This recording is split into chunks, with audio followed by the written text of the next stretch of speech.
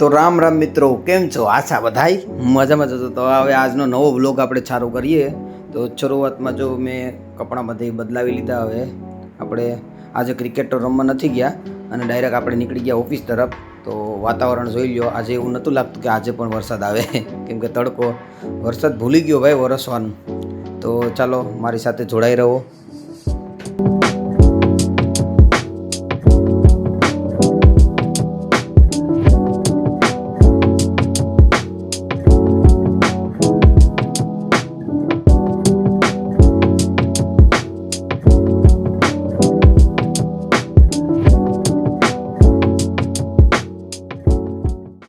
તો ફાઇનલી આપણે પહોંચી ગયા હતા અત્યારે બાયપાસે. બાયપાસથી આપણે ડાયરેક્ટ લખાવા જઈએ પહેલાં ગૌ માતાને ચારો.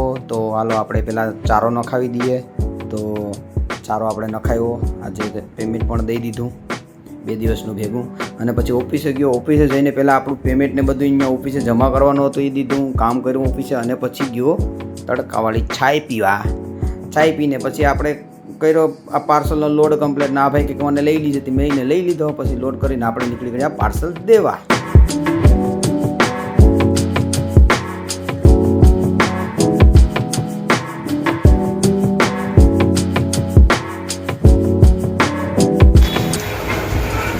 તો અત્યારે 5મા માળે જાય છે લિફ્ટ. અને આ પાર્સલ છે જો ઓપન ડિલિવરી છે, ઓપન ડિલિવરી છે. તો કસ્ટમરને અહીંયા ઘરે જઈએ, ઓપન ડિલિવરી કરીએ, શું છે પછી તમને જણાવું. ઓપન ડિલિવરીમાં જોયું ઓપન ડિલિવરી છે. આ પાર્સલ ઓપન કરીને કસ્ટમરને દેવાનું હોય. એટલે ભાઈ અટકતી નહીં, લિફ્ટ અટકતી નહીં. લિફ્ટમાં પ્રોબ્લેમ છે કાંઈક, થોડું બોલે અટકી જશે તો આપણે પણ અટકી જશું. અરે ખાસ પહોંચી ગયો 5મો માળ. પાર્સલ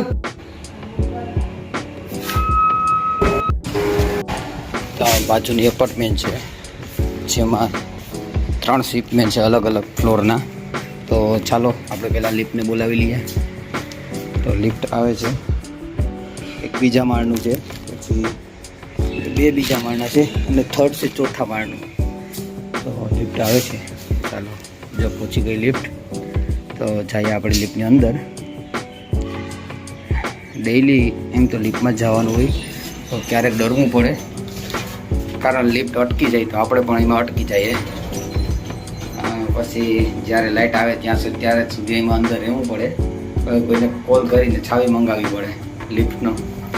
હવે આપણી પાસે તો અહીં ચાવી માટે કોના નંબર હોય છે? મારી પાસે 2-3 એપાર્ટમેન્ટના પર્સનલી કોઈના નંબર. અટકીએ તો પ્રોબ્લેમ થાય, બાકી નહીં એટલે વાંધો આવે.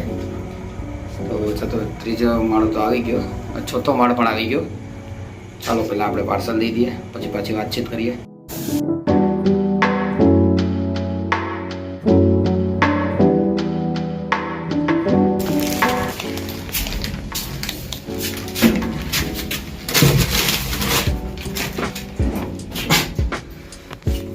જસ્ટ આપણે આ બીજી એપાર્ટમેન્ટમાં જઈ રહ્યા છીએ. આ પણ 5મા માળના પાર્સલ છે, એટલે 5મા માળના પાર્સલ એટલે આપણે જવું પડશે લિફ્ટમાં જ. આ પણ ઓપન ડિલિવરી પાર્સલ છે. 2 પાર્સલ છે કસ્ટમરના. એક એમાંથી એક ઓપન ડિલિવરી છે. ઓપન ડિલિવરીમાં શું છે તમને જણાવું હમણાં થોડી વારમાં.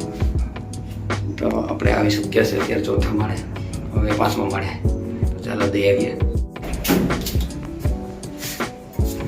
ફાઇનલી આપણે બંને પાર્સલની પણ ડિલિવરી કરી દીધી અને બીજું એક 3જા ફ્લોરનું જે પાર્સલ હતું એ પણ આપણે ડિલિવરી કરી દીધી.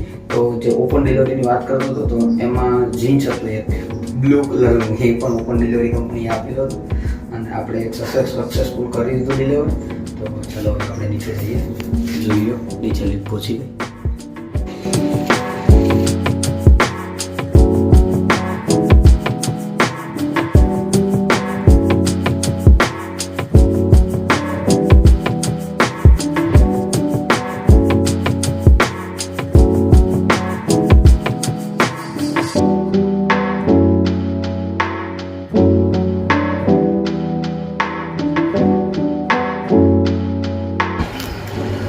જાઉં છું અત્યારે સ્પામાં. એક પાર્ટીને 3 પાર્સલ છે, જોઈ લો.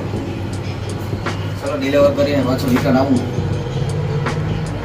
સ્પા છે, આ સ્પા ઉપર છે ને સ્પા. હવે આ બધા પાર્સલ પતાવીને પછી હું ગયો પાછો ઓફિસે ને ઓફિસે પાછો મેં થેલો ભર્યો અને પાછો નીકળી ગયો ડિલિવરી કરવા માટે.